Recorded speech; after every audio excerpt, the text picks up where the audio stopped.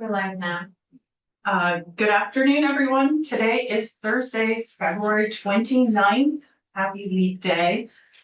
This is the Senate Government Operations Committee, and we're looking at S310, which is our sort of omnibus government response to natural disasters bill. We have a new version, version 3.2. With some more changes, and there are definitely more changes to come. But this is where we're at right now, and we're going to have Tim. Why don't you, Tim, at first just take us through the changes in this document, and then we might spend some time just actually going through the whole thing as a committee and sort of doing a preliminary markup. Go through the changes, and then I can sort of let the committee know some more things that are sort of in the works. So does that sound good? And you all should have paper copies if you want. It's also posted. Oh, I have. And a much appreciated summary. And Tim's nice summary with 66 pages, Tim. Go ahead. Indeed. Well, thank you very much for having me, Chair Hardy. Sorry, Chair Hardy. No, you're fine. For the record, my name is Tim Devlin, Legislative Counsel. Before you, committee members, you have draft 3.2 of the committee strike all amendment to S310, stated today at 12:20. It is indeed 66 pages, which is why I've provided you with a hopefully less burdensome a 3-page summary of draft 3.2. In the draft itself, the new or really modified or updated text has been highlighted for hopefully easier reference. And in the draft, anything that's been updated, I've indicated in green. Chair Hardy, would you like me to kind of read through all the new language verbatim, or just kind of work off the summary and just kind of summarize the changes before we I think summarizing the changes, and people have the draft in front of them so they can read it and ask questions if they have more detailed questions. And the change. And all the changes are highlighted. Yes, Tim? Yes, there. Okay. All right. So the first part of the bill, and I should just state, I've reordered a lot of the bill for kind of flow and clarity, and kind of adjusted some of the reader assistant headings. So they may appear a little differently, or some may have kind of disappeared, but I'm happy to kind of point folks to where things are in the bill now, if somebody's kind of wondering where did that one section go. The first part is about the creation of the Community Resilience and Disaster Mitigation Fund. This is sections 1 through 4. The new language here is actually kind of rebooted language from one of the earlier drafts. And these sections will increase the amount to be annually allocated to the Emergency Medical Services Special Fund to be increased from $150,000 to $300,000. And this was in draft 1 when there was the having to do with the Community Resilience and Disaster Mitigation Grant Program. There was more community members may recall there was I forget exactly how we were phrasing it, but insurance companies would have to pay a certain levy, Right. and then that would go to fund at an increased rate various aspects of the Vermont Fire Service Training Council. This returns just a portion of that. It doesn't get into the just amounts for those insurance providers. However, it does increase the overall appropriation, that is annual appropriation to the Vermont Fire Services Training Council by 150,000%, or not percent, dollars. And then later on, there's that specific adjustment for the Vermont Medical Service, Emergency Medical Service Special Fund. And that's really in particular what will be appropriated $300,000 instead of the currently existing $150,000.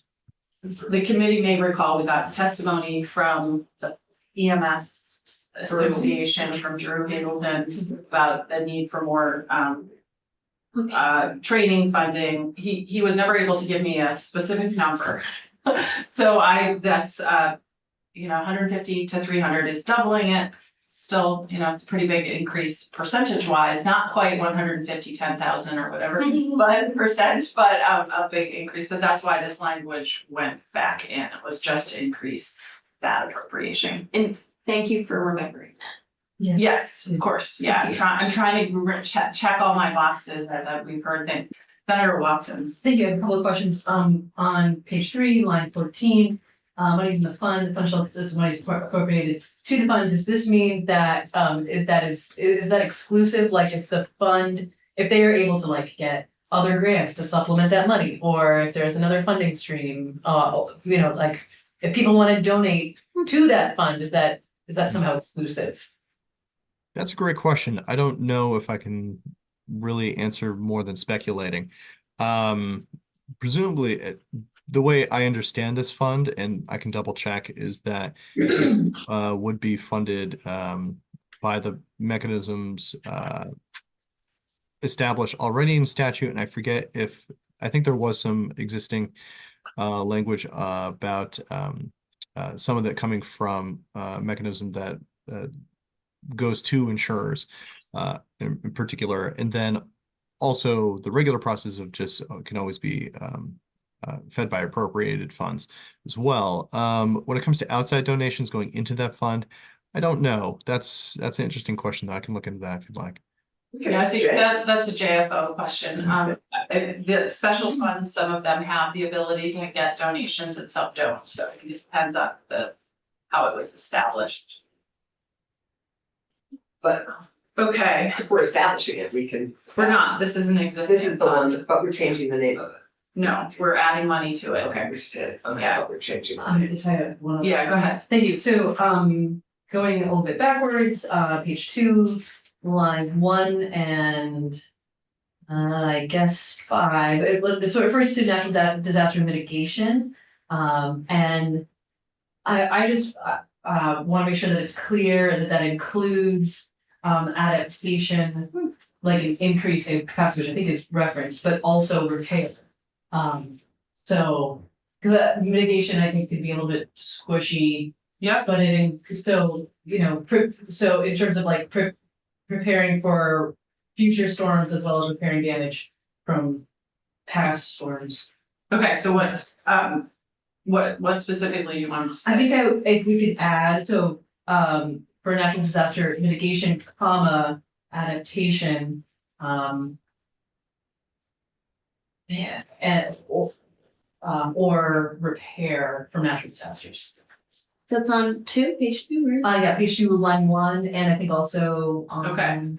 line 5. Mitigation. How about just recovery, technical assistance for recovery from that? Because that might imply just repair. Yeah. No, it could be. Mitigation, adaptation, or repair. Yeah. I think that's okay. Did you get that, Tim? Did you see where Senator Watson was referring? Yes. So Okay. it's subdivision A, and then again in subdivision C, is that Yeah. correct? So projects that implement disaster mitigation measures, adaptation, not adaptation. Adaptation, and then or repair, including watershed restoration. Okay, yep. Yeah. Okay, we'll note that. Thank you. For now, let's just stick to the changes Oh, instead. sorry, okay. No, that's okay. We got this one, we noted it, but then we're gonna go back and start from the beginning Okay. through the whole bill, I think, and do that, what we just did. Sounds great. But let's look at the changes first. All right, Tim, the next changes start on page 6, I think. Yes, and now we move to let's see, let me scroll down. Benefits Sorry, so page 5, then 6. Yes, now we moved into the part of the bill regarding benefits for survivors of public works personnel. And this is actually sections 5 and 6. And I spoke with my colleague, Attorney Damian Leonard, for that updated language that the committee had requested. And so here we find I've updated some of the terminology. So now it's first responder. And importantly, the term first responder will include public works personnel and water, wastewater, and stormwater personnel as well. And you'll find that the monetary benefit, a few pages down, has been increased from $50,000 up to $50,000 to up to $80,000. On page 12, Yes. is that what you mean? Okay, Let me find that. it's not highlighted, but it is a change. Oh, apologies. Yep, that should be. No highlighted. worries. Yeah. We have So, highlighters in the room if you guys want to make it up. Or sort of like, Oh, great. Yes. All right, carry on. the next part of the bill has been renamed emergency management, and this is sections 7 through 12. The so we add, let's see, importantly, these well, let me take a step back and kind of explain why I took this approach to drafting and such. The Vermont Emergency Management Division provided us with some suggested edits. I've kind of, because they, we were dealing with a section of session law, but were the requests kind of had to do with more kind of perpetual requirements. I codified them in statute. So I found some kind of homes for those to go into, including the creating of a new one, which will essentially codify the state emergency management plan. I am happy to modify this as the committee would like going forward. This is just kind of my college try at attempting to make everything fit and work together here. So these sections now will codify the state emergency management plan as created and annually updated by the Department of Public Safety's Vermont Emergency Management Division. These will clarify that local and regional emergency planning organizations shall follow the state emergency management plan and guidance set forth by the Division of Emergency Management, including how to site shelters. Representatives from local libraries and arts and cultures organizations have been added to the list of non-voting members of regional emergency management committees. And that's a reflection of kind of migrating them from what had been maybe it seems like kind of a misnomer, those the local emergency planning committees. That's where the libraries and arts and cultures folks were there. We're now moving them to the actual local and regional emergency planning organizations, statutory sections. So it's going to appear somewhere else. So this language on page 14 it's a modified, but it's basically the language that Eric and Eric Forend and Jason Goslin sent over, excuse me. And Tim and I decided that instead of putting it in session law, codify it so that it's not just a one-time thing, but it's something that they have to maintain and continue to do. Right. And this has to do with certain citing of certain language pertaining to the citing of emergency shelters, as well as local emergency plan templates and how to modify those. Let's see. What has not been changed, actually, I'll just skip down to the change. These sections also create 3 new regional emergency management program coordinators and appropriate $500,000 to fund a total of 5 positions. So currently there exist, I believe, 2 regional emergency management program coordinators, and this would add 3 to create a total of 5. Wait, where, excuse me, where is this, Tim? This is further down. Let's see. What page? 1 second. Let me just, Page 21. Okay, so this is not exactly what I had wanted, but I also want to check with Eric. How many do you currently have, Eric?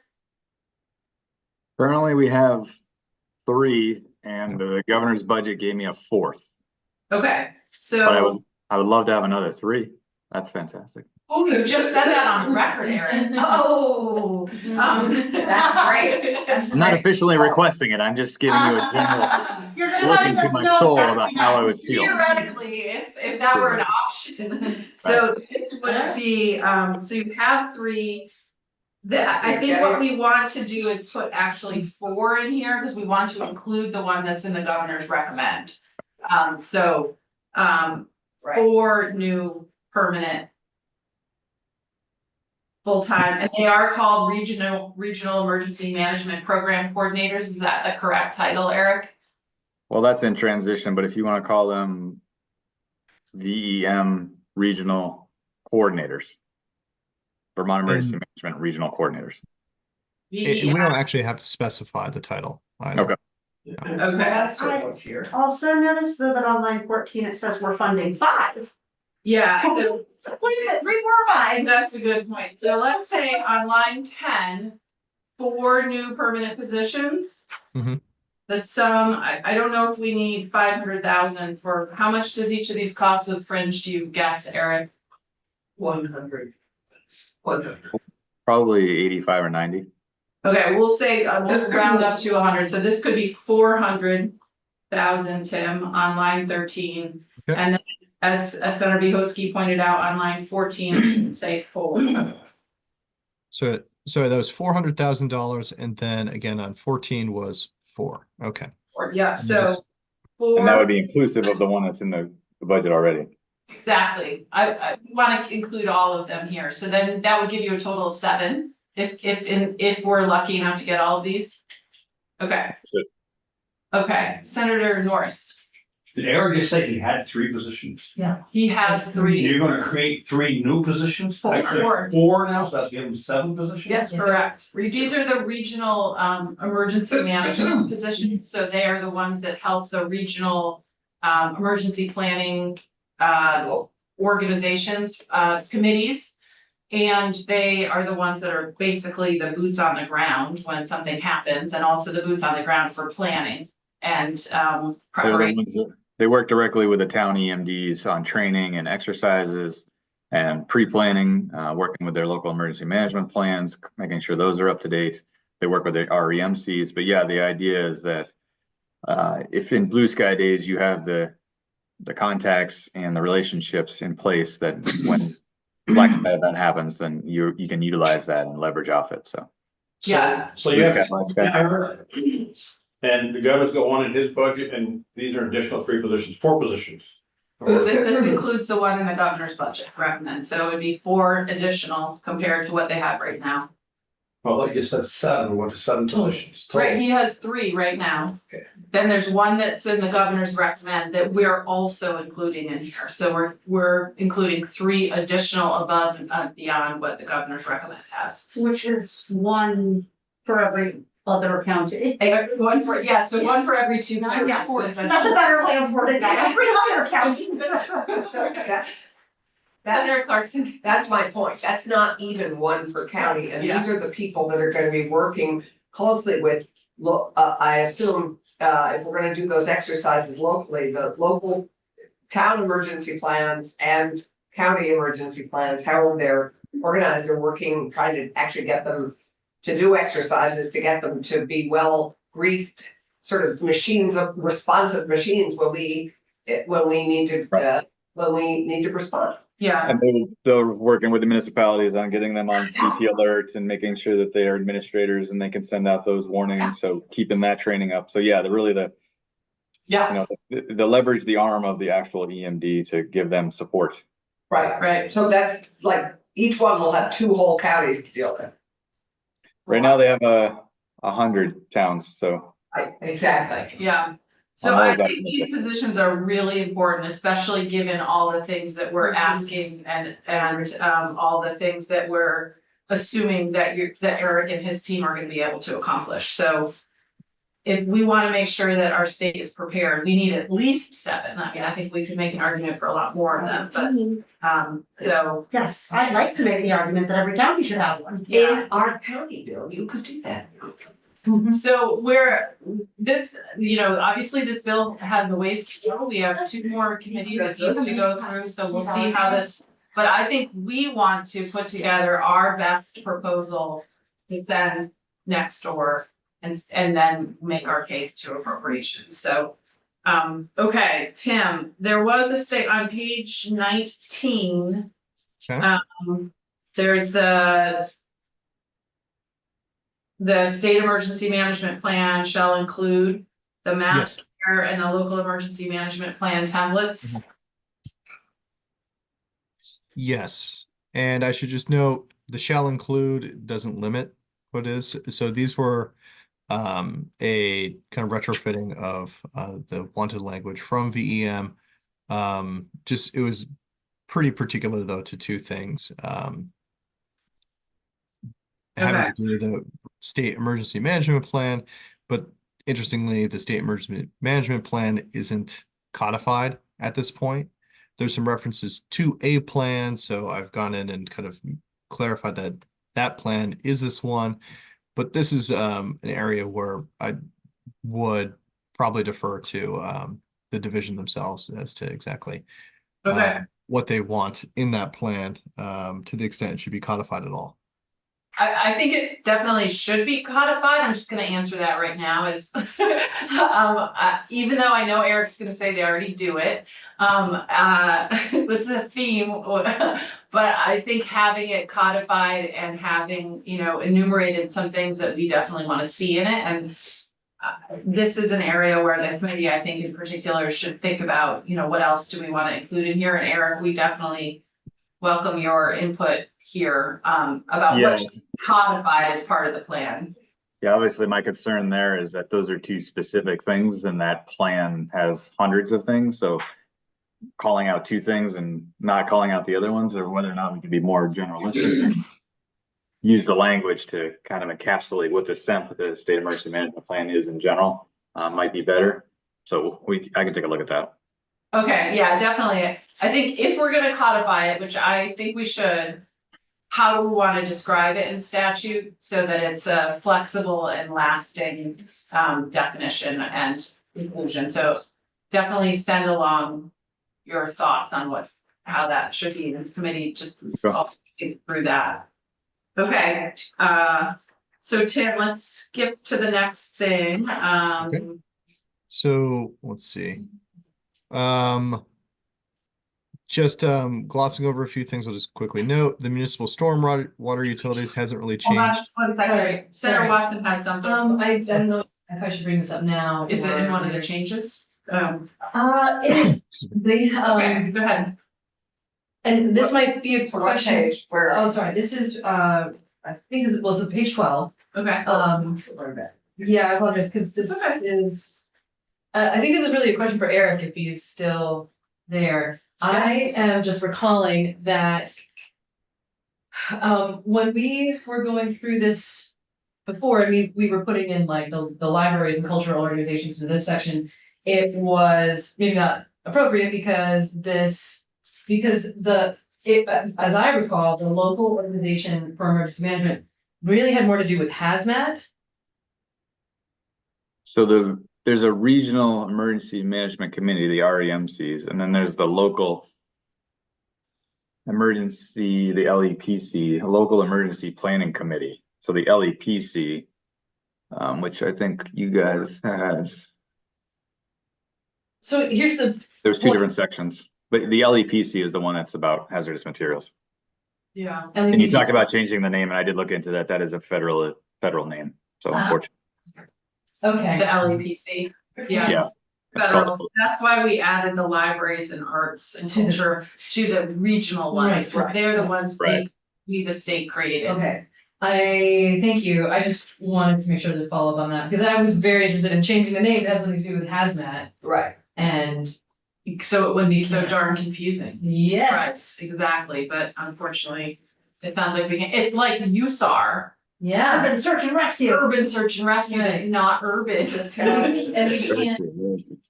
Mm. I mean, they might be doing some in the big urban city of Burlington. Right, exactly. I kind of But it sounds wonder- like for Vermont, that's all they do is just Burlington. I mean, it's not very urban either. Does it make sense?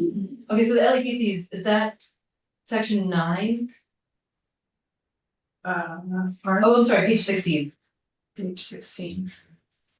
Yes, row Yeah. 7, local emergency planning committees. That's a federally mandated. That's fine. I'm wondering if towards the beginning of that section, if we can say something about, like, this pertains to hazmat. Just to make it clear, at the beginning of the section what it is. Oh, okay. Tim, do you think in paragraph A on page 16, lines 9 and 10, one or more local emergency planning committees, can we reference the federal law and explain that it's about hazmat? Sure. Happy to put in the reference to its Emergency Planning Community Right to Know Act, which is already in this chapter, which is easy enough to cross-reference there. The one thing is, this is really a question for BEM, is that is it limited to hazmat? Or is it broader than that? Do we want to say this is the hazmat planning committee versus I think we would, somewhere else? for my point of view, it's hazmat related, but I can Okay. share their bylaws and their statutes with you to make sure that we encapsulate Yeah, what they. that sounds good. I mean, Yep. even if we could say including regulations around hazmat and any other, Yeah, and make it not exclusive, so that if there's anything else not captured. Okay. Just as a flag.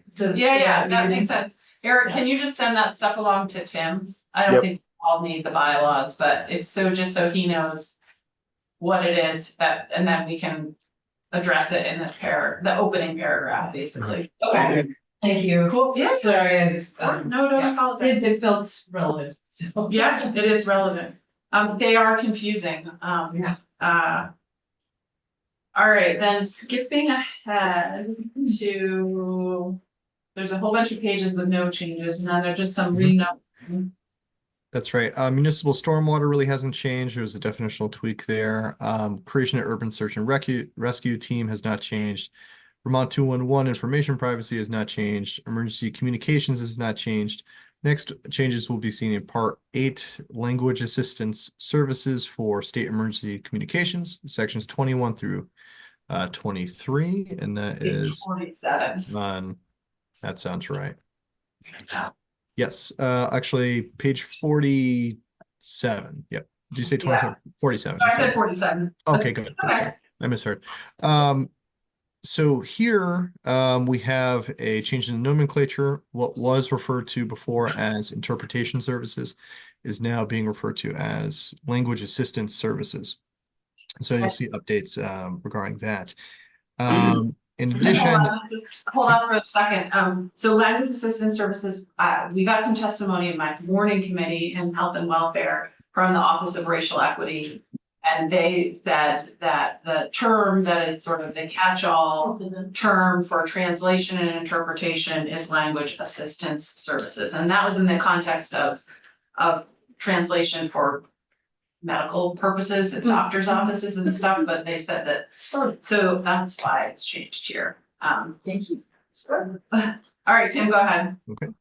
So the next substantive changes occur to the working group, which will now be called the Language Assistance Services for Emergency Communications Working Group.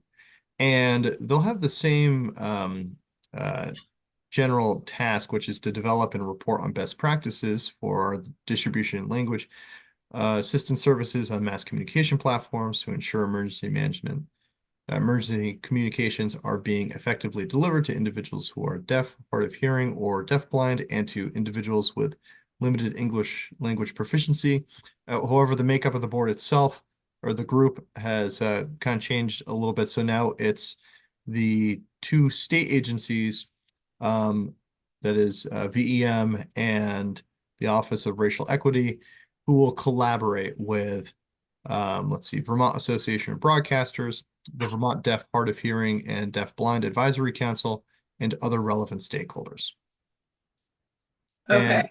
And in addition to that, oh, sorry, I should just say quickly that the duties here we have been modified a little bit, and the working group shall develop the best practices, as said before, as well as analyze and make recommendations on technologies for providing these services, including communication access, real-time translation, CART, and picture-in-picture PIP techniques. I think we want to add there also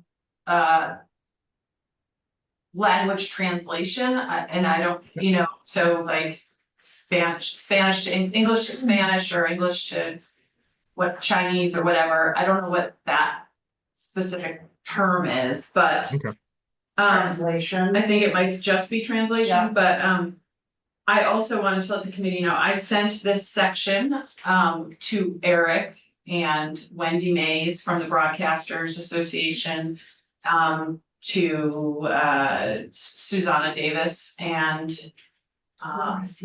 Laura Siebel from, yeah, from the Deaf Hard of Hearing and Deaf Blind Advisory Council. Asked them to look at this language to make sure that it captured what they wanted or what they thought. And so when I hear back from them, there might be further changes. I haven't heard back from them. Did it, I'm sorry, my brain just like, did it, so it went to Laura with, The Deaf Hard of Hearing And to Eric. and to Eric and to Wendy Mays from the Broadcasters. what about and- Susanna? And to. Okay, perfect. Yeah, to all four of them. Okay, perfect, that was, thank you. Yeah, just asking Yeah. what their suggestions were, so, okay, thanks, Tim. Okay. And next page, we go on to the creation of the Chief Climate Resilience Officer. Slight modifications here. The appropriation amount is increased to $150,000, and that would be appropriated to the Agency of Administration. And again, this is the position that will be is created and shall report to and be under the general supervision of the governor. Let's see. Yes, Senator Yoski. And I may just not know the logistics of why the agency of the administration and not the agency of natural resources or Mhm. like, why place it here?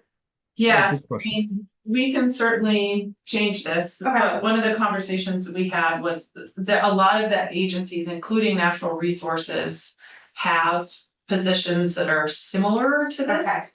And this one, the idea was to have it be like the climate resilience czar, kind of that reports directly Yes, I to do the recall that governor. conversation. So that they oversee across state government, not just in one agency. Okay, Um, that makes sense. and, you know, we can certainly continue to have conversations about this and whether this is what we wanna go with or not.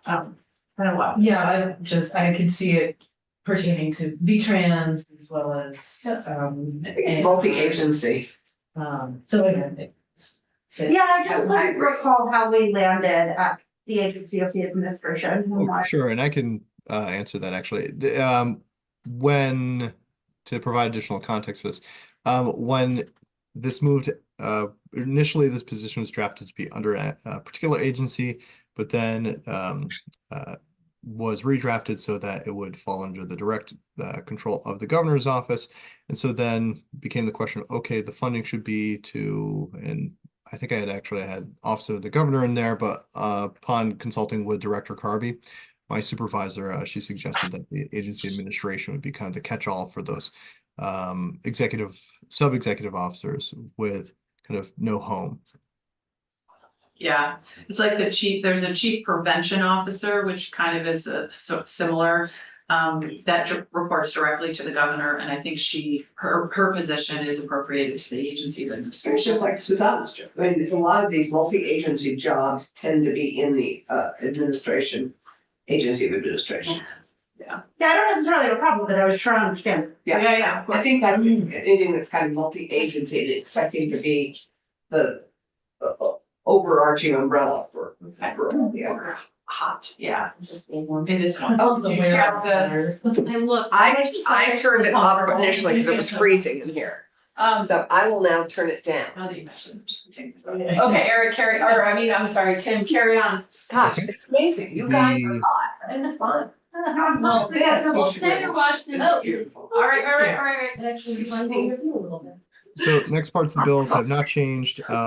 Post-secondary disaster management programs have not changed. Emergency powers of the governor and emergency management, those have not really changed. One thing I would say is that some of the language originally in the bill for the death benefits for public works personnel survivors of those folks, that tweaked a few different references that occurred in the sections I was already updating for the emergency powers of the governor and emergency management, so I just included them there. Okay, This is trying to awkwardly replicate the language in two different places throughout the bill. that sounds great. And then that leads us to part 12 for the effective dates. This act shall take effect on July 1st, 2024, except that section 21, which will take effect on July 1st, 2025, to allow the working group's report to be issued before the language assistance services requirements of 20 VSA section 4 take effect. So the idea that the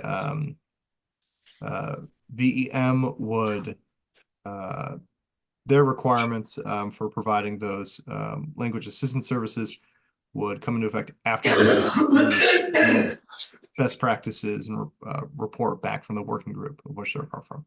Right. I just wanted to update the committee that the post-secondary disaster management program report, I sent that section 25 to UVM and to the Vermont State University, just to make sure they were okay with it. And they were, the one thing is the tweak on the date, Tim.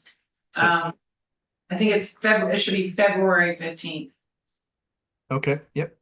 I think I sent that to you, but maybe I just did it in my head. I Which date? probably just missed it, so, Which sorry, and one? that's in the effective dates you're referring to. No, page Right, no. 50, I think. page 50 on line 15. Okay, 50, The post-secondary disaster management program report that they report back by February 15th of 2025. So they okay, said they could do it earlier than December.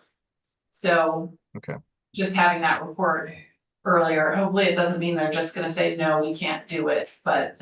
Well, I mean, we can act on it, which is great. Yeah, so sorry, so just to confirm those, February, what was the February remaining? 15th, 2025. Gotcha, okay, So that's Thank you. basically a year from now. okay, Okay, so committee, those were the changes. It's a really big bill, but I feel like we need to start just kind of going through it again. And looking at the sections, and Eric, I invite you to do this with us if you see anything as we're going through the bill, kind of pre-markup, kind of like what Senator Watson was doing. And Tucker just walked in, so we're gonna just ask him about his sections. Hi, you wanna sit with us? Sure. For just a second? We just finished going through the changes. I don't think there were any changes in your sections, right? No, the Tucker Anderson Legislative Council, the only changes from the last time that I was in the room with you were around the title for the stormwater control systems. Mike O'Grady flagged for me that the term that is used in the A&R guidance is stormwater management systems. So that the title of that definition was changed, and that's on page 24 on line 8. And then I made conforming amendments everywhere where that term was used throughout the chapter. I updated it to stormwater management system. Okay. Sorry, stormwater means, oh, okay, got it. There it is. Not in yellow, but very present. And remind me, as opposed to what? Stormwater control system. No, oh, yeah. I like things to be managed and not controlled. All right. So, okay, that was it. Are there any questions on the storm? I mean, Senator Watson has been taking point on this section, so. But does anyone else have any questions, or you, Senator Watson? And then we can let Tucker leave, so he doesn't have to sit through this. I love watching Tim work though. So I always have to stick around. You're welcome to stay with us if you Tim, want, you missed some great celebration, Yeah, Jared. you missed cake. And you missed but- cake Yeah, giant cake. with And, a plate in the middle of it. yeah, It was beautiful. Perry did it. We honored Janet really in such style. It was really great. that's fantastic. yeah. Senator Watson, go ahead. I don't have any suggestions. So I've been going through it just to confirm that like I can pinpoint this language is here. and underlined because it came from the chapter we deleted. And I am able to mostly piece together all of that, and I just want to confirm that that is anything that is new and underlined. I mean, it's either cleaning up the language but anything substantial is just directly from that chapter that's being deleted.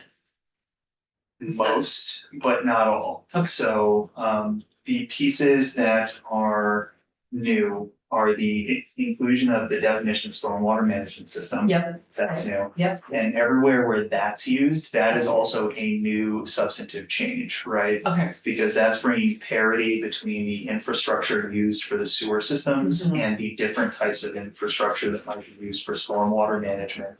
And that was really just making sure that it's clear Mhm. throughout these sections of law. Mhm. When we're talking about sewer systems, we're also talking about stormwater systems.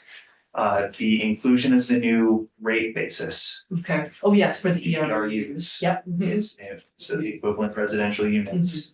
The ability to use the proceeds and revenue from the rates for floodplains, stormwater management is also. Okay. Thank you. Those are things I had in mind, I just wanted to make sure. And in melding the two chapters, and I can send you a summary of all of this so that you have it available. In melding the two chapters, there's also some new discrete authority for certain types of stormwater commissioners and sewer commissioners. And that is because one chapter specifically spoke to the legislative body being the sewer commissioners and had its own discrete set of authority. And the other chapter did not have the same parity and allowed an independent board of sewer commissioners to be exercising different authority. And in bringing the two together, it can be either select board or independent. Certainly wouldn't want the sewer commissioners to have too much authority. That's right. Thank you for. I don't know. It's They would be great. public body. Yes, and in almost every case, it is the legislative body. There are very few that were operating under the independent sewer commissioner relative to the number of sewer systems in the state. So How many sewers, do we know how many sewer systems we have? I wish I had that sort of obscure knowledge. just Well, you have so ready many to other go. obscure knowledge. Ask me about a glebe and I'll be ready to go, but I don't know how Listen, many. I will remember you always. Sewer commissioners there are, What? but Master of the glebe. Rabbit hole. That could be our cabaret, master of the glebe. We also have blood. Okay, so if there are not questions for Tucker? All right, you feel confident and, Yeah. okay, perfect. Thank you, Tucker. We're gonna go back to Tim. And Tim, let's just start at the beginning of the bill and, I don't think we need to go necessarily through the language per se unless we have questions, but, the first. So maybe I'll just start by talking about what it is and we can look at the language and see if people have changes like what Senator Watson did. May I say something before we do this? Yep. I just want to say that I am so, well, I'm grateful to all of you who worked so close at this, but I think this is terrific work, and I know we're not finished. But we've taken so many pieces of, so many thoughts from so many different people, so many different bills. And really honed it into a really thoughtful, well orchestrated, response to our most recent disaster. And I'm proud of our chair and of our committee for doing, and Tim and Tucker, for really doing just artful work on how to improve our government response to our natural disasters. And I think this is I think this is really good. Just listening to that work of just now just made me feel very good, even though we aren't finished. I just wanted to say, yeah, because I think it's terrific. Cool. Well, thank you. I think that is too. We're getting there. Yeah, I think a lot of it is, it's seemingly boring or obscure, but I think it's really important stuff. Yeah. I also want to thank Eric for, working. Oh, and Eric, sorry. Yeah. Tim, so for the first, section 1 is the Community Resilience and Disaster Mitigation Grant Program. So, we are gonna keep this in the bill. We are not going to put a funding source. I've spoken to, Bishop about this. The money committees will take care of it and figure it out. Or, you know, take it out of the bill, maybe. But we're gonna, what I would like to do is, look at what we have for the, definitions and for example, on line 14, page 1, provide support for disaster mitigation activities. Is that what we want, Senator Watson? I'm looking at you. Oh, thank you. And then we have right now just 3 types of things that they could be used for. And I have one I wanted to add, but I'm wondering if other people have other ideas on things that we might want municipalities to be able to get grant funding for. And I also just want to make sure it says municipalities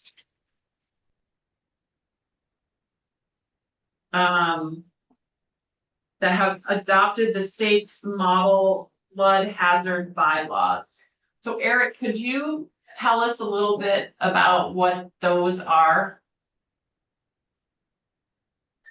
I'm sorry, which one? So on page 1 of the bill, line 17, this is for municipalities that have adopted the state's model flood hazard bylaws. I believe that would be having their own hazard mitigation plan. Yeah. But I can Okay. check. Yes, Each that's- town is asked to create a mitigation plan. And the state has its own mitigation plan that we do every 5 years. Okay. Senator Watson? Thank you. I believe in S213, we are proposing that, because right now it is kind of patchwork of flood hazard bylaws. And so but S213 proposes a model state flood hazard bylaw. So it doesn't exactly exist yet then? I mean, unless, Statewide. I think I looked up I think there's a website for something. I guess I should. You're on the right track. Sorry, S213 requires all municipalities to adopt the model flood hazard bylaw. Yes, they Sorry. have like a template Yes, of one, That's right? And many towns have adopted them. No, a very small percentage of And towns. for specifically the the flood, the flood hazard bylaws is all over the place. So anytime DEC is like, oh, you have a question, let me help you, they have to look up every individual town's bylaws. And it's that, there's no That's what- common starting place. Which is actually one of the issues that 213 aims to fix. So the I just Googled, how do you? It's the DEC that has these. It's not VEM that has the model flood hazard bylaws. And they did release some in 2017. Oh. But a lot of the towns apparently haven't adopted them. There's like a FEMA minimum, which is not what we're talking about. This is slightly above that. And Right. to Senator Watson's point, we are hoping if S213 passes that there would be a minimum standard, but now they can choose to adopt them independently of a requirement. But Okay. not only 9 or 10% have actually done that. Or are you thinking of the river? Or am I thinking? I think you were thinking of river corridors. Like most towns have something that that fits at least with some level of FEMA's flood hazard mitigation. They're all. I think all, yeah, you're exactly, They're all, and the very few have the river corridor. yes. Okay, but it does sound like that this is a good thing to have them, they have in order to apply for this grant, they have to have it. Oh, that's Well, unless if It's a good carrot. So if 213 passes, then all municipalities would be required to adopt them, at least as a minimum, the state's model flood hazard bylaws. So it might become obsolete. Because Well, I think let's not assume Yeah, that's fair. anything right Yeah, now, that's fair. so I think let's keep this as, unless there's something that makes more And it will sense. come back to us, so if that is passed, we're all, And green light, then we can take that. I might add, have adopted the state bylaws as minimum, because some are actually are already better. Have adopted at a minimum. The Yes, state. yes. Did you hear that, Tim? Yeah, so adopted at a minimum The state's the model. Yeah, That they could, flood hazard bylaws. Okay. you could go beyond, yeah. yeah. Did that make sense, Eric? Or is there something else we should ask them to do to apply for these grants? No, that makes sense. Okay. And then, but, Senator Watson, do you want this to say, have a different name? Cause the mitigation part, that stuff and look on line 14. Yeah, and I think adding more words to the name, like in line 10, I think is probably unnecessary, but if we could add it to line 14. I think, yeah, Thing, yeah, mitigation, adaptation or repair. yeah. Okay, Okay. All on page 4. Senator Mikoski.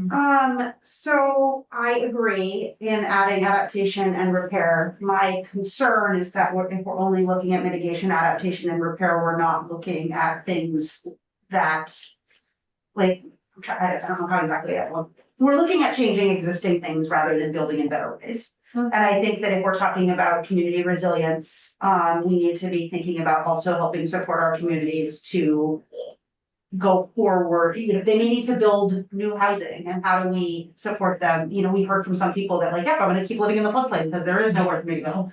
You know, I think about communities like Barry, that's gonna lose all that housing, and they should be able to apply for some grant funds to help assist them in standing up new climate resilient housing to replace. the They stuff. will, they will in all housing opportunities, they will have that opportunity. You could add that in B, the top of page 2, you could add, expand the notion of improvement of municipal, not just stormwater systems, but any municipal infrastructure.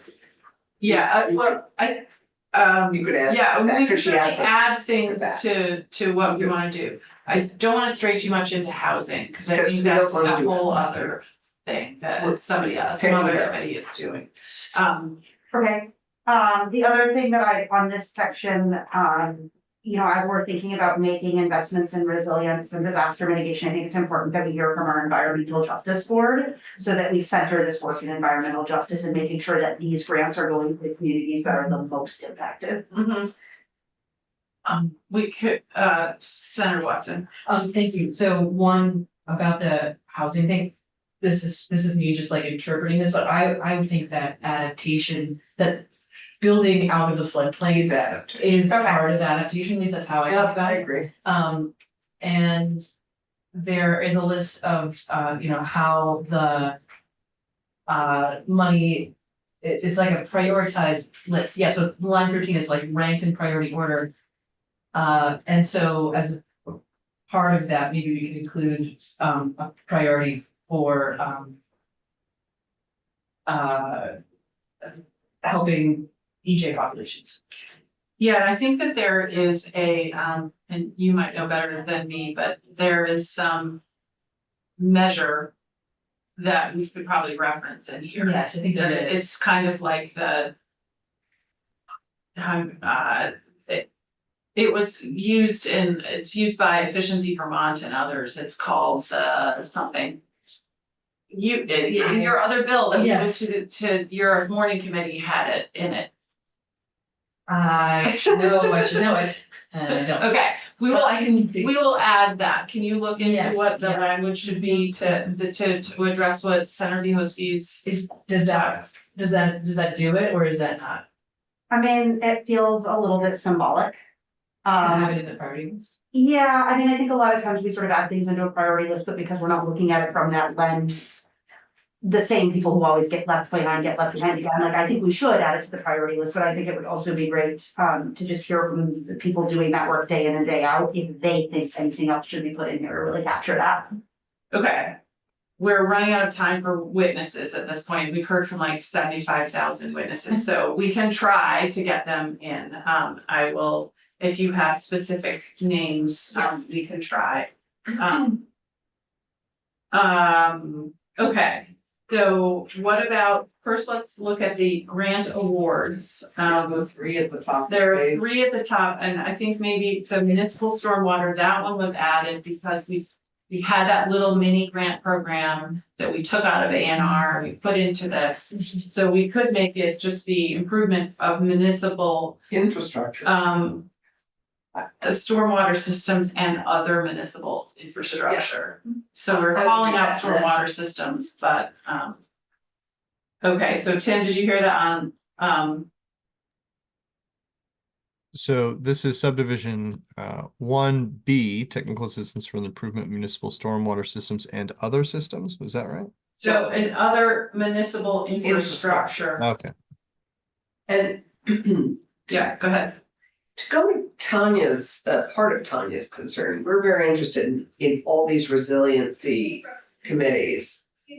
Really identifying land where they can move to, out of harm's way. So whether that's business or whether that's housing, whatever it is. And land banks are, so to me, one of the things that, and maybe it's incorporated already in that mitigation piece of municipal infrastructure, but having land that's flexible, I see this money that could be, a town could be applying for buying land to have as a land bank to For move sure. business or people too. And I don't know how we would want to capture that here. And it's not really municipal infrastructure, it's flexible municipal land for disasters that we can use flexibly. Okay, I don't know how. Senator White, yeah. Thank you, Madam Chair. So when are we hoping to vote this bill out? So one thing I didn't mention, is that one other thing we are going to add to the bill is, you may recall from my questions on the floor yesterday about the BAA. The grants that are in the BAA for municipalities leave out, Yes. the municipalities who got flooded in August and in December. So we are going to add the same little grant program in this bill for those communities, for those floods. And that will take a little bit of time. And Eric, I think that maybe JFO has already reached out to you, hopefully, about this. To get the disaster number and information about Yeah, two yep. floods. We provided that yesterday. Okay. Awesome. So we need to get that information in here, and I think Tim is starting to work on that. So point being is I had wanted to vote it out tomorrow, but I think we're gonna have to wait. And it will be our priority on Tuesday when we return. We have to vote it out on Tuesday. Yeah. So if we can get if we can get a witness tomorrow, on the thing you want, the environmental justice stuff, we can do it tomorrow. So Olivia. Okay, perfect. So any other witnesses we want, tomorrow's the last day we're doing witnesses besides Eric, who's kind of along for the ride with us. And JFO, and Tim, obviously, Tucker, but, Honorary 7th member of. exactly. So that's the answer to that question. So if you have an idea for language, if you, Senator Clarkson and White, if you can work on it and bring it to us tomorrow, like an idea for how to. Do people like that idea? I mean, because to me, or would it fit under just municipal infrastructure? Well, Madam Chair. I said, yes, So this is from S-145, correct? Or is this completely? this separate? part is from S-145, Yeah. but we've modified it a bunch. But I'll just say, the reason the language was chosen was so that it could be expansive for all of those different things. So I know that the House has reviewed this, we're gonna make changes, but the point of its broadness was to allow for all sorts of those Okay, types of great, then things. let's leave it that. So I don't know if we need to specifically call anything out. Well, one thing that I would like to put in here that I think gets a little bit to what Tanya was suggesting, but also is that a municipality could apply for a grant to improve its language assistance program for disaster mitigation. Disaster moments. Jeez. Well, the way I kind of imagined, I like that idea. The way that and why I was so excited about this particular program was because it's meant to support largely infrastructure investments by municipalities. So what I heard loud and clear, pre the flooding, was that towns did not have the ability to invest in infrastructure. We learned because of the flooding, well, it was true. They needed some of that infrastructure and they didn't do it. So I don't necessarily want to dilute it away from those, what will be expensive projects for a lot of our municipalities.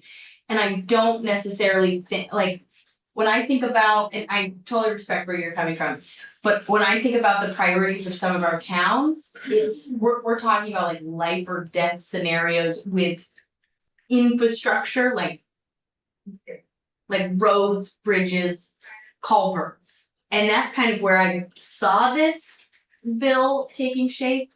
If we want to open it up further, I would say that the needs around emergency preparedness and the ability to communicate that information as a municipality, that's like a whole different area that they do need a lot of money and funding and support for, because they don't have those things. Like, I don't know of a town that has those in a real way, besides potentially like Burlington or Montpelier. I don't know if you guys have, when you were doing some of your post-flood work, if you were able to do some of that.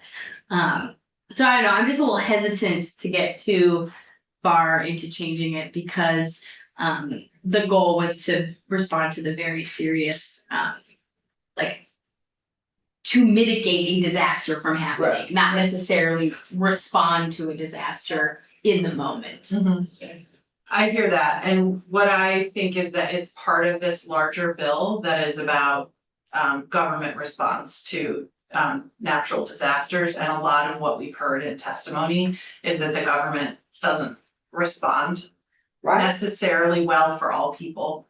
And so I think that that is actually part of infrastructure, is that having the infrastructure for the emergency response and emergency communication. Okay, I guess okay.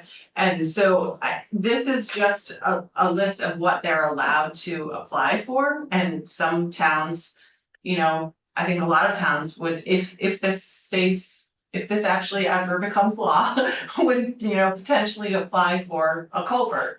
But other towns might apply for having a fully interactive emergency response system. I know when we went to Barry, for example, they were looking into how do they improve it, and they were going to buy software to be able to implement it town-wide. Yeah, I guess I don't see necessarily how that mitigates the potential for a disaster. But maybe I'm just not thinking about it in the same way. Well, I think that if somebody doesn't understand where to go during a disaster because they didn't understand the alert, and they died because they didn't go to the right evacuation route, having it in a language they can understand is mitigating the disaster of them dying because they didn't understand the emergency alert system.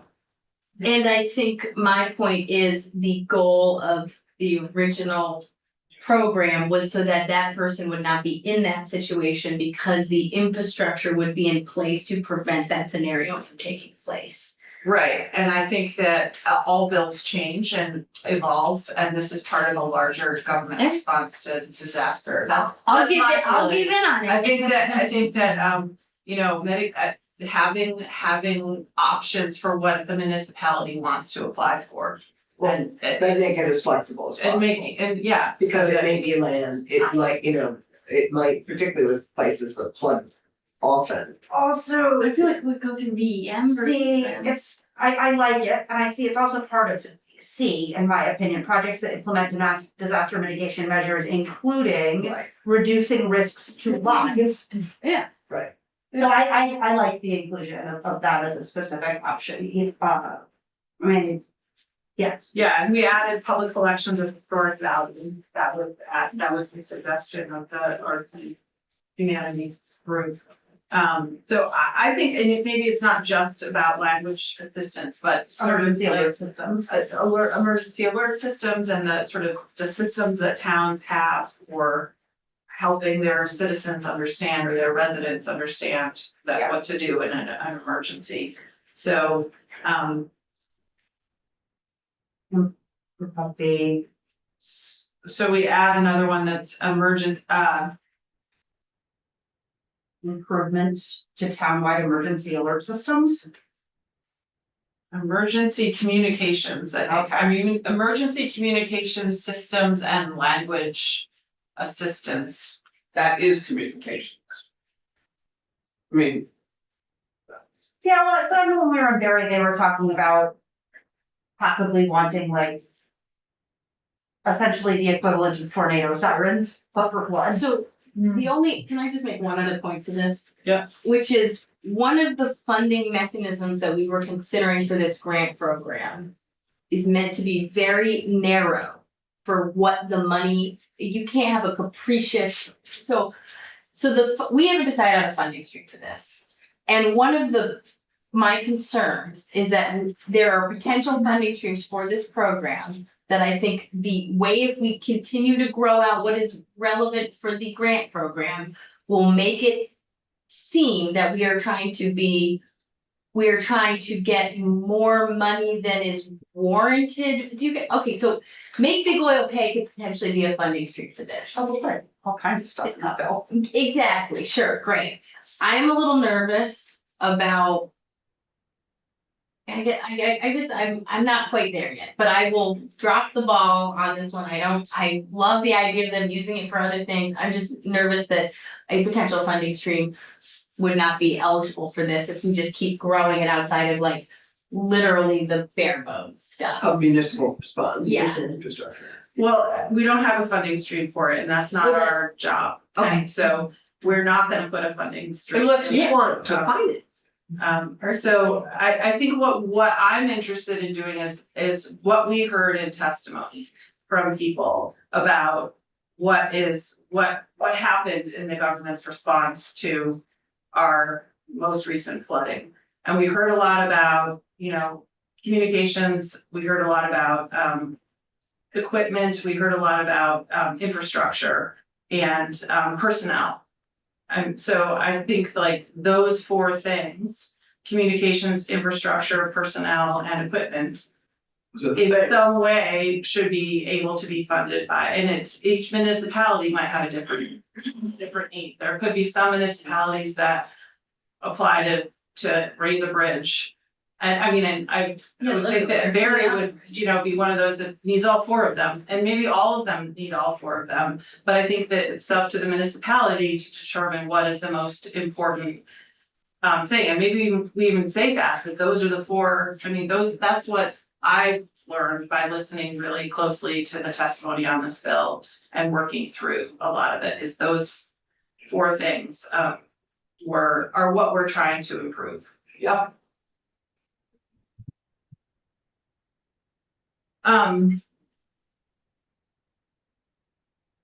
Okay. Maybe we need an intent section. I don't.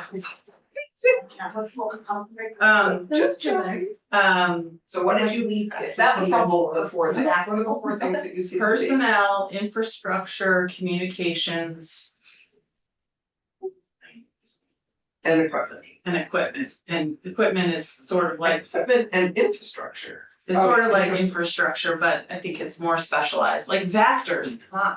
No, but we're talking about that But that's with not statewide, not mitigation. municipalities so much. But, so I guess if that's not mitigation, then I would like to change the name of the fund, and it's not about mitigation, it's about does a community need to do to prepare, to be more resilient and to prepare for and prevent natural disasters.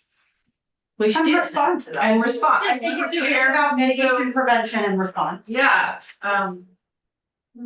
Because we're not going to prevent, like, there's nothing a community can do that can prepare them for like the massive ice storm. No, there can though, Yes, you can. yes, there is. They though. can't prevent, okay, prepared, yes, but they can't prevent it. Yes, they can. I do have Nice. concerns with combining the two, right? The preparation versus the mitigation. So I would lean towards keeping this as mitigation resilience. We Yeah. understand that disasters are gonna happen. We're understanding that they're going to damage us, but we're gonna lessen said damage and make us be able to get back on board more quickly. Yes. I think then, though, if you breach over into preparedness and having equipment and training and like that's a different entity, right? That to me, the $15 million that's in this account is for those projects that lessen the impact of the event. So if you start then extrapolating that into preparedness, vac trucks or training, you're taking the money away from that entity and moving it towards the preparation entity. So to me, you're reducing one and moving it towards another, where I'd rather see on paper both, right? You want to be prepared because you know they're coming, but you also want to reduce the damage. So if you make this into a preparatory / mitigation, you're changing the needle of what it's trying to do, if that makes sense. Yes, I think that's what Senator White is arguing. I think we heard that there are needs for all four of them, so if we're gonna create a grant program. I don't disagree with that. I'm just Yeah. saying that if the original assumption was that $15 million was just for mitigation, but now we open the envelope to something bigger, then just keep that original funding source in mind. Because we could chew up $15 million in just mitigation money through buyouts and culverts and elevations super quickly. Right, no, I understand that. Well, I respect the decision of the committee in whatever capacity.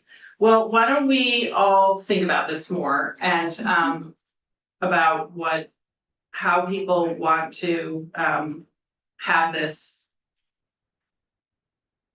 What they want this grant program to focus on. Senator Norris, do you have any input on it? Wow, it's certainly taking a life of its own here. I have questions, I have concerns. I'm not sure it's going in the direction that it was intended to go.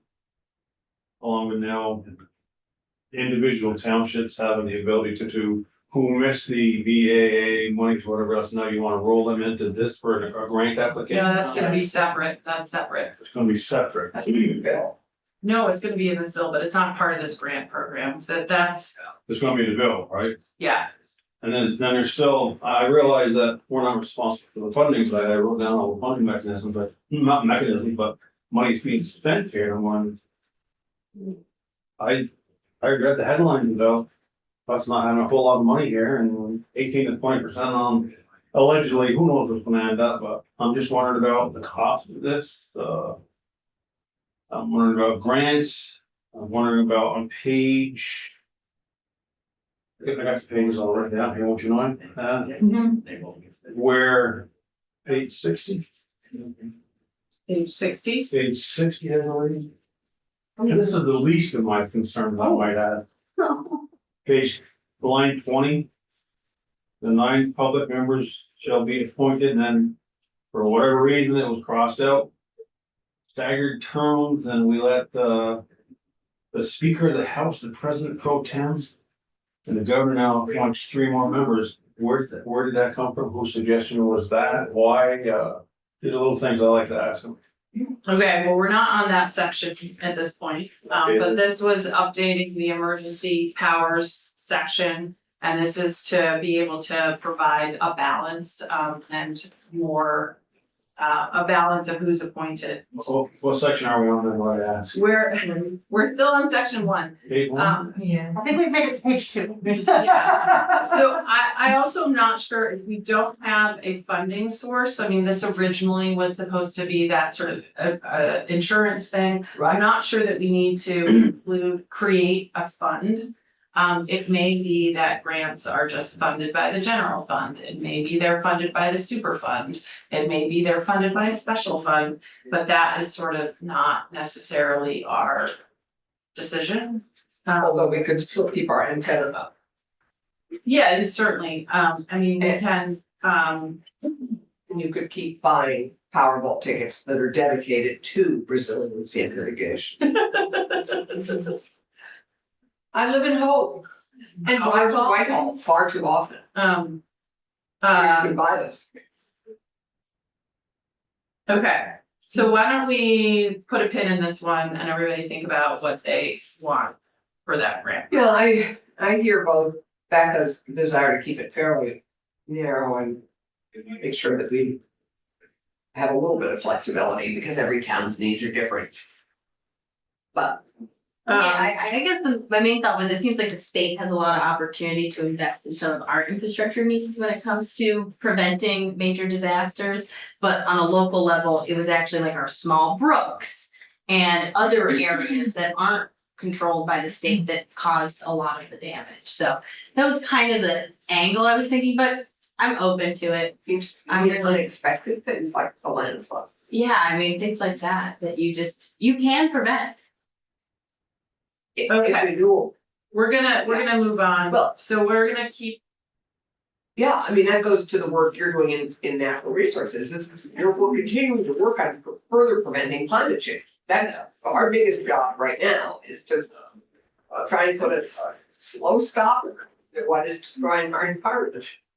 okay, we're gonna move on because Right. we are not gotten very far in the bill yet, everybody. So We're on page 2, that's a better than. we're gonna jump to page 5. This is the survivor benefits, and Tim, Starts and on Eric. paper. page the definitions, I wanna just make sure, so these, you said you and Damien worked on these definitions, Tim, to sort of sync them up? So Damien provided me with the last version that he had discussed with the committee. I think you had given him some slight additional direction in which he went further modified what you had last seen. I took that and I inserted it into here. So anyways, it basically is reflective of what Damien had been working on lately. Okay, so public works personnel is what is added to the death benefit. Yes. And Water, wastewater. is there a definition for public works personnel anywhere? Yes, that should be, and let me find it. So, actually, sorry, public works personnel is included under the definition of first responder. I'm not sure if we actually broke that out itself and defined it. We can certainly, let's see, sorry, and for perks, sorry, so actually on page 9, we have B for public works personnel, work performed, and then that does detail the nature of the work of which public works personnel would have to be performing in order to qualify for this. So that is in a hazardous location, an emergency response, but that's really pertaining to the events, actually, now that I'm looking at it. Yeah, I'm just Rather than wondering. Oh, here it is. Public works personnel, well, includes water, wastewater, and stormwater personnel. But there's nothing, I guess, in here that says works for a public works department or something like that. Yeah, so I'm wondering if, so in one section, we say public work, at bottom of page 9, it says public works personnel includes water, wastewater, and stormwater Right. personnel. But then on top of page 7, we have, bottom 6, top 7, we have them as separate things. True. Insofar as they're both considered first responders. I could merge so on page 7, it could say H, public works personnel, including essentially J, and then remove that. So it would be essentially replicated in those two different sections. Happy to do that. That makes sense to me. That doesn't necessarily define public work personnel in and of itself. It just says that it'll also include water, wastewater, stormwater personnel, to the extent that that's a question. But public works personnel, whether that be self-evident, is kind of self-defined to most readers. I don't know. And really, I guess it'd really come down to those administering death benefits. Yeah, I just wonder I wonder if we need a definition for public works personnel that is I don't know, what do you guys think? Is it, does everybody know what a public works personnel is? I feel like it's self-explanatory. You do? Because it would be someone who works for a public works department. Right? I mean, unless. I guess it doesn't hurt to put a definition. I don't, I'm just wondering if it. I guess it just, if it's when you're describing what they have to be doing. If they die in the line of duty, they have to be responding. So, cause there are people who work for a public works department who. Are maybe administrative and don't go out and do things, they're still part of the public works department. But I think that still, like, those situations are covered in how you qualify. Yeah, Um, maybe that's true. If Like- you Yes, that's right. have the heart attack at your desk, That's that's that not, doesn't. not included. Right.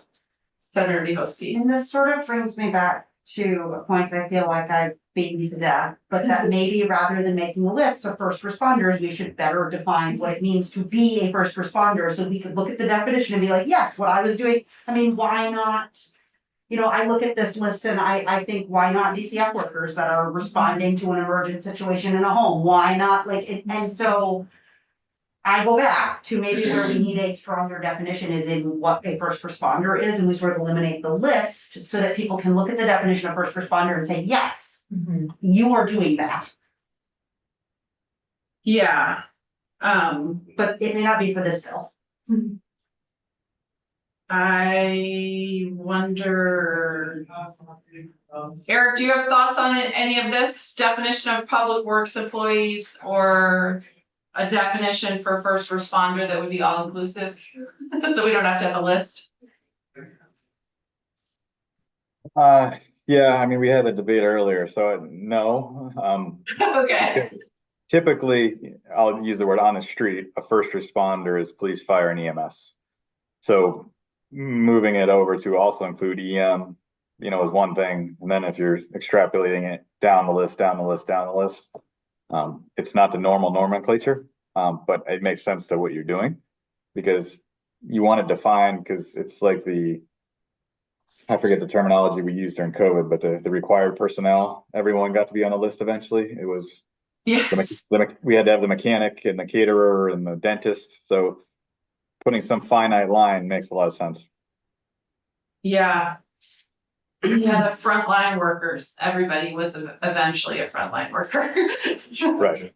Yeah, Drum beats, I shut it. I don't know what to do with this. I'm not sure if, I mean, Senator Bielski, if you wanna try to take a stab at, not right now, but No, I don't. think about it, and if you wanna take a stab at it, Seems like one. but it also has implications beyond this bill if we define first responder, so that's why I'm a little hesitant to do it in this bill, So because. that's why I sort of said maybe it's not for this bill, Yeah. because it does have implications beyond this bill, and I Yeah. think maybe it's good. And I think that my mind is eased a little bit with the death benefit because there is there is a requirement about what they have to do. And if they die in the line of duty, so that might help. Or that would help. Responding to all hazards event or an emergency. Okay. So then let's go to page 12, the emergency plan. We're gonna take a break in a few minutes, you guys, before we go to S one Sorry, I tonight. just thought you're the function of it. 12, we're on page 12. Well, I actually on page 13. Okay, go ahead. Okay, so line 8. So just for context, these are. I'm trying to think like what is happening in this section, but the sentence starts back up on line 5. So okay, the town or city has not adopted the town manager form of government, blah blah blah. And the executive officer or legislative branch of the city town has not appointed an emergency management director the executive officer or legislative branch shall be the town or city emergency management director. And I just want to say that it doesn't make sense to me to have the legislative branch be the emergency management. That is director. confusing. That is confusing. Yeah, I agree. So is it, shouldn't it be the highest elected officer of the legislative branch, so like the select board chair? Right, Yeah, Uh, so. There's laws like this that made the ethics function city charter change necessary. Yeah, Why? exactly. So there's a health officer too, if there's nobody Yes. else, yeah. it could be the legislative branch chair. Highest elected office. No, I would just say, yeah, chair. So Tim, do you see where Senator Watson is pointing this out? Yes. So, we don't want the whole branch to be the director, so the. Chair, I What would just do say you want, Anne, do you think should be the chair or the? There was some reason why, because I brought up the highest elected officer before, and for some reason Tucker didn't like that, and I'm not sure why, which is fine, but so I guess my inclination would be to go to the legislative branch chair, which could be the select board chair, alder people chair, you know, whatever, Yeah. or the mayor in a weak mayor form of government, you know, like, I feel like that probably covers it. Well, executive officer would be the town manager. Yeah. No, this is for ones who haven't adopted the Right. town The manager. executive officer, I think, would be the mayor mayor. in like Burlington, Right. Okay, because So- they're two. so Right. executive officer or chair of the legislative branch, does that make sense, Tim? Yes. Is that clear though in a town, so in a town like Burlington, where there is both an executive officer and a president of the city council? Then who is it? Hmm. I would say that they would appoint somebody in that case, because this is just if they haven't appointed somebody. My guess is there's an emergency. No, I'm sure that there is, I'm just like, if they haven't appointed someone, now we're saying you have to appoint someone, it Mhm. becomes a little bit circular here. In an instance where you actually have both an executive officer and a legislative branch leader, Mm-hmm. because it's the president of the city council, not the chair, but so that just gets a little, that's why I like highest elected officer, because it gets rid of that ambiguity. If there's a mayor, it's the mayor. If there's a select board chair, it's the. I'm fine with that, and is there a reason why, sorry, No, go ahead. is there a reason why we shouldn't use the term highest elected officer? Yeah, there's a little ambiguity there because it implies that elected officers can be, or officers can be elected at staggered heights. It's like just the way the words play off each other. I know what you mean though. Yeah. Of the elected members, who is in charge of them or who is in a position of directing meetings really? But that's the other thing is that just because there's a chair, the chair doesn't have actual higher power more than just orchestrating some aspects of public meeting. Yeah. Yeah. So, do you have a suggestion, Tim, to get us out of this ramble? So sorry, I'm not too familiar with this section of law, so I'm just trying to just wrap my head around its meaning. Let me just reread it again. So if there's no town manager and the executive officer or legislative branch of the town is not an appointed emergency management director, the executive officer or the chair of the legislative branch shall be the town or city emergency management director. Yeah, it makes sense that legislative branch implies plural and they'd be, or you could just say something along the lines of the legislative branch amongst themselves could determine which one of them wants to be or appoint the emergency director. Well, I can they're wordsmith that supposed if you to like. appoint somebody, and this is for the case where they haven't appointed somebody, so. Right. I mean, why don't we just say that they shall appoint somebody? Sure. I mean, or does it already say that? They're just said. No, it designates them as such, yeah. Senator Watson. I think you could say, if you, think of not appointed emergency management director. it is the mayor. And if they don't have a mayor, then it's the chair of the legislative branch. Works for me. Well, I just think that we just make them. We just appoint eliminate all somebody. that ambiguity if they actually have to. Shall appoint somebody, because what this says is each town and city of the state is hereby authorized and directed to establish a local Yes. organization for emergency management. Shouldn't it just be shall Shall. establish a local organization for emergency management? I And that then they shall appoint somebody, just make it less ambiguous. would support that because quite honestly, the chair of the legislative body has too many other things to be doing.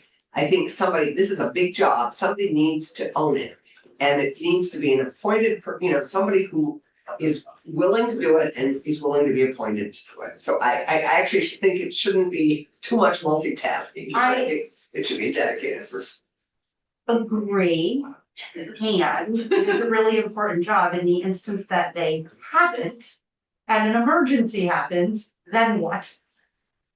Well, how about on line 19 on the bottom of page 12? We just say each town and city of this state shall establish a local organization for emergency management. Right, we want them to do that, Mm-hmm. and authorized and directed to seems really weird, Yeah. so, okay. So, shall. On line 19, you got that, Tim? Shall appoint. Yep. And then the executive officer or legislative branch shall, on the page line 1, not is authorized to, but shall appoint a town or city emergency management director who shall have direct responsibility for the organization, administration, and coordination of the local organization for emergency management, subject to the director. And so that's telling them they shall have a plan and they shall appoint somebody to be in charge of it. I think that's great. The, It's an emergency director, right, to be consistent with Eric's. Yeah, emergency management director. yep, an EMD, the town or emergency. Yeah, so then the director can appoint a coordinator and other staff as necessary. So the case where they haven't done what they're supposed to do. What do you think? Well, I do think you need to have a default. In case, in case they haven't, in case they die, like. Yeah, in the event of a vacancy, this is what happens. Okay. And an emergency happens, it should default to clearly someone. Okay, the executive officer or the